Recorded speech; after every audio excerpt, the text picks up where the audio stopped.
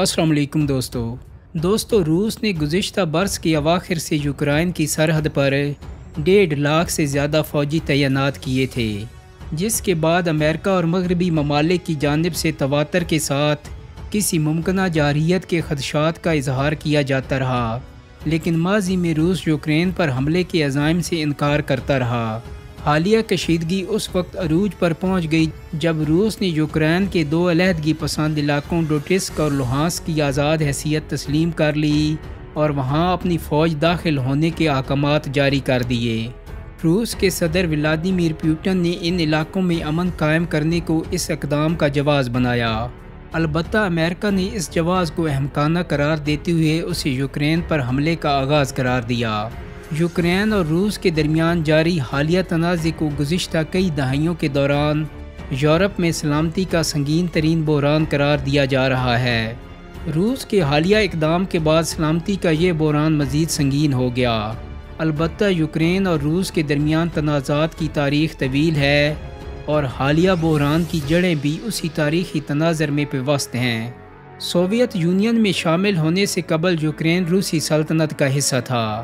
1991 میں Soviet union کا خاتمہ ہوا تو یوکرین سمیت 14 آزاد ریاستیں قائم ہوئیں، لیکن یوکرین کو علیحدہ ملک کے طور پر تسلیم کرنا کئی تاریخی اسباب سے روس کے لیے مشکل رہا۔ روس اور یوکرین کے تعلق کی تاریخ 9ویں صدی سے شروع ہوتی ہے، جب کیف قدیم روسی سلطنت کا دارالحکومت بنا اور سن 988 میں شہزادہ ولادیمیر نے روس کو آرتھوڈکس مسیحیت سے متعارف کروایا۔ آج یہی شہر یوکرین کا دارالحکومت ہے۔ روس اور یوکرین ایک معاہدے کے تحت زار روس کی سلطنت میں متحد ہو گئے اور بعد میں یہ سوویت یونین میں بھی ساتھ رہے۔ اٹلانٹک کونسل کے لیے اپنے ایک مضمون میں سابق سفارتکار بوگدان وٹوٹوسکی نے لکھا تھا کہ سوویت یونین میں شامل ہونے سے قبل روسی سلطنت کے دور ہی سے یوکرین کی علیحدہ شناخت برقرار رکھنے کی کوششوں کو دبایا گیا۔ اس کے لیے یوکرین کی زبان پر بھی کڑی پابندیاں عائد کی گئیں۔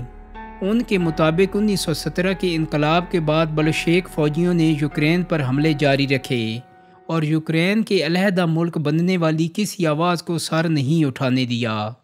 وٹوٹوسکی کے بقول یوکرین کی علیحدہ حیثیت کو تسلیم نہ کرنا وہ واحد نقطہ تھا جس پر روس میں انقلاب لانے والے اور ان کی مخالف روسی فوج دونوں یکساں موقف رکھتے تھے۔ روس میں انقلاب کے بعد 1920 سے 1930 کے دوران سوویت آمر جوزف اسٹالن نے یوکرین کی علیحدہ ریاست بننے کے امکانات ختم کرنے کے لیے وہاں کے دانشوروں اور کسانوں کے خلاف دہشت گردی کی منظم کارروائیوں کا آغاز کیا۔ سوویت دور کے آخری برسوں تک یوکرین کی علیحدہ حیثیت کے حامیوں کے خلاف سخت پالیسیاں نافذ رہیں۔ اس تاریخی پس منظر کی وجہ سے آزادی کے بعد یوکرین نے مغربی ممالک سے اپنے روابط بڑھانا شروع کیے۔ نیٹو نے بھی مشرقی یورپ میں اپنا دائرہ اثر بڑھانے کے لیے کئی ممالک کو دفاعی اتحاد کا حصہ بنانا شروع کیا۔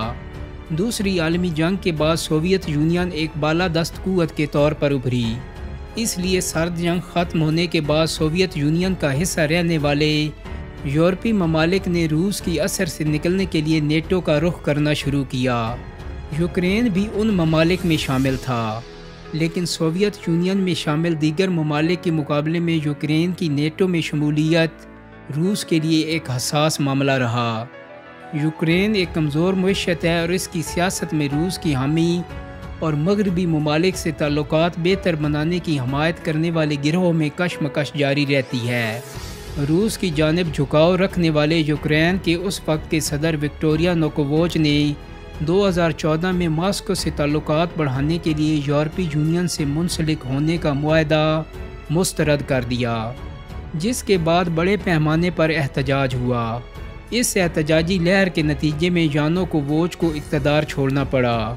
علاقائی سیاست میں روس نے اسے اپنے لیے پسپائی تصور کیا اور اس کے رد عمل میں 2014 میں یوکرین کے علاقے کریمیا پر حملہ کر دیا۔ کریمیا پر روس کے قابض ہونے کے بعد علیحدگی پسندوں نے مشرقی یوکرین میں پیش قدمی شروع کر دی۔ یوکرین کے مشرقی صنعتی مرکز ڈونباس میں روس کے کئی حمایت یافتہ علیحدگی پسند گروہ سرگرم ہیں اور وہاں ہونے والی لڑائی میں 14,000 سے زیادہ ہلاکتیں ہو چکی ہیں۔ لڑائی میں شدت آنے کے بعد یوکرین کے مقابلے میں علیحدگی پسندوں کو پسپائی ہونے لگی تو روس نے ان کی مدد کے لیے مشرقی یوکرین پر حملہ کر دیا۔ جرمنی اور فرانس کی مصالحت سے 2015 میں یوکرین میں جنگ بندی ہوئی، لیکن صورتحال کا کوئی سیاسی تصفیہ نہ ہو سکا اور وقتاً فوقتاً جھڑپوں کا سلسلہ جاری رہا۔ گزشتہ برس کے دوران مشرقی یوکرین میں جنگ بندی کی خلاف ورزیوں میں اضافہ ہو گیا اور اس وقت جنگ کے خطرات منڈلانے لگے جب روس نے یوکرین کی سرحد پر بڑی تعداد میں فوج تعینات کر دی۔ گزشتہ برس دسمبر میں امریکہ کے انٹیلیجنس حکام کو معلوم ہوا کہ روس یوکرین کی سرحد پر 1,75,000 سے زائد اہلکار تعینات کرنے کی منصوبہ بندی کر رہا ہے۔ ان میں سے نصف سے زائد پہلے ہی سے یوکرین کی سرحد پر مختلف مقامات پر ممکنہ حملے کی تیاریوں کے لیے موجود تھے۔ دسمبر میں یوکرین کے وزیر دفاع نے تصدیق کی کہ روس کے زیر انتظام کریمیا میں 94,000 سے زائد روسی فوجی تعینات ہیں۔ انہوں نے رواں برس جنوری میں کسی ممکنہ تصادم کا خدشہ بھی ظاہر کیا۔ روس نے اس بارے میں موقف اختیار کیا کہ وہ اپنی سرزمین پر فوج تعینات کر رہا ہے، جس کی وجہ سے کسی اور کو پریشان نہیں ہونا چاہیے۔ روس یوکرین پر 2015 کی جنگ بندی کے معاہدے کی خلاف ورزی کا الزام عائد کرتا ہے۔ اس کے علاوہ معاہدے پر عمل درآمد نہ ہونے کے لیے مغربی ممالک کو بھی مورد الزام ٹھہراتا ہے۔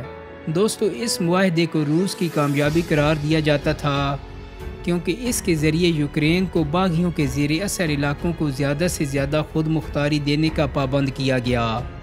اس معاہدے میں یوکرین نے علیحدگی پسندوں کے لیے عام معافی کی پیشکش بھی کی۔ یوکرین بھی روس پر جنگ بندی کے معاہدے کی خلاف ورزی کا الزام عائد کرتا رہا ہے۔ روس کی تردید کے باوجود یوکرین کا اصرار ہے کہ اس کے مشرقی خطہ میں روسی فوج موجود ہے۔ یوکرین کو ہتھیار فراہم کرنے اور اس کے ساتھ جنگی مشقیں کرنے پر روس امریکہ اور نیٹو کو شدید تنقید کا نشانہ بناتا ہے۔ روس کا الزام ہے کہ امریکہ اور نیٹو یوکرین کو باغیوں سے وہ علاقے واپس لینے کے لیے طاقت کے استعمال پر اکسا رہے ہیں جن کا کنٹرول انہوں نے 2014 میں حاصل کیا تھا۔ یوکرین نیٹو کا رکن نہیں، لیکن 2008 سے عندیہ دے رہا ہے کہ وہ جلد اس اتحاد کا حصہ بن جائے گا۔ 2014 میں روس کی حمایت یافتہ حکومت کا تختہ الٹنے کے بعد سے یوکرین مغربی ممالک کے قریب ہوا ہے۔ یوکرین نے نیٹو کے ساتھ مشترکہ فوجی مشقیں کیں، امریکہ سے ٹینک شکن میزائل اور ترکی سے ڈرون بھی حاصل کیے۔ کریمیا کا کنٹرول سنبھالنے اور مشرقی یوکرین میں باغیوں کی مدد کے تناظر میں یوکرین اور امریکہ اپنے بڑھتے ہوئے باہمی تعاون کو درست قدم قرار دیتے ہیں۔ مبصرین یوکرین کے نیٹو اور امریکہ سے بڑھتے ہوئے تعاون کو بھی روس کے حالیہ اقدامات کا سبب قرار دیتے ہیں۔ روس کے صدر پیوٹن کو خدشہ ہے کہ مغربی ممالک سے بڑھتے ہوئے تعاون کی وجہ سے یوکرین روس کے خلاف نیٹو کے میزائلز کا لانچ پیڈ بن جائے گا۔ صدر پیوٹن نے جولائی 2021 میں اپنے ایک مضمون میں لکھا تھا کہ روس اور یوکرین کے تعلقات کی بات ہوتی ہے، میں یہی کہتا ہوں کہ ہم تاریخی طور پر ایک ہی ہیں۔ وہ یوکرین کی نیٹو میں شمولیت کو ریڈ لائن قرار دیتے ہیں۔ رائٹرز کے مطابق پیوٹن ایک ایسے لیڈر ہیں جو داخلی سطح پر بھی مخالفت برداشت نہیں کرتے۔ انہیں اس بات کا شدید خطرہ ہے کہ روس کے پڑوسی ممالک میں انقلاب روس میں احتجاج کرنے والوں کی حوصلہ افزائی کا سبب بن سکتا ہے۔ یہی وجہ ہے کہ انہوں نے بیلاروس میں الیگزینڈر لوکاشینکو کے خلاف ہونے والے احتجاجی مظاہروں میں حکومت کا ساتھ دیا۔ وہ یوکرین کی نیٹو اور یورپی یونین میں شرکت اور وہاں جمہوریت کی مضبوطی کو اپنے لیے خطرہ محسوس کرتے ہیں۔ دوستو، بعض مبصرین یوکرین کے معاملے پر صدر پیوٹن کی حالیہ مہم جوئی کو ان کے سیاسی مقاصد کا نتیجہ قرار دیتے ہیں۔ یوکرین پر کشیدگی برقرار رکھ کر پیوٹن روس میں یہ پیغام دینا چاہتے ہیں کہ وہ روس کے مفادات پر کوئی سمجھوتہ نہیں کریں گے۔ گزشتہ برس اپنے ایک انٹرویو میں پیوٹن نے کہا تھا کہ سوویت یونین کا خاتمہ تاریخی روس کا خاتمہ تھا، جو 1000 سال میں تعمیر ہونے والا ورثہ تھا۔ دوستو، بعض ماہرین کا کہنا ہے کہ ایسے بیانات سے اندازہ ہوتا ہے کہ پیوٹن اپنی سیاسی مقبولیت کو برقرار رکھنے کے لیے یوکرین کو اپنے نامکمل ایجنڈے کے طور پر ظاہر کرتے ہیں، کیونکہ کریمیا پر قابض ہونے کے بعد روس میں ان کی مقبولیت میں اضافہ ہوا تھا۔ امید کرتا ہوں کہ میری آج کی ویڈیو آپ کو پسند آئی ہوگی۔ اگر ویڈیو اچھی لگی ہے تو اس کو لائک اور شیئر کر دیں۔ میرے چینل کو سبسکرائب کرنے کے ساتھ ساتھ بیل آئیکن کو بھی کلک کر دیں تاکہ آپ کو میری آنے والی مزید ویڈیوز کے نوٹیفیکیشن ملتے رہیں۔ بہت جلدی ایک نئی ویڈیو کے ساتھ ملاقات ہوگی۔ اپنا بہت سارا خیال رکھیے گا۔ اللہ حافظ۔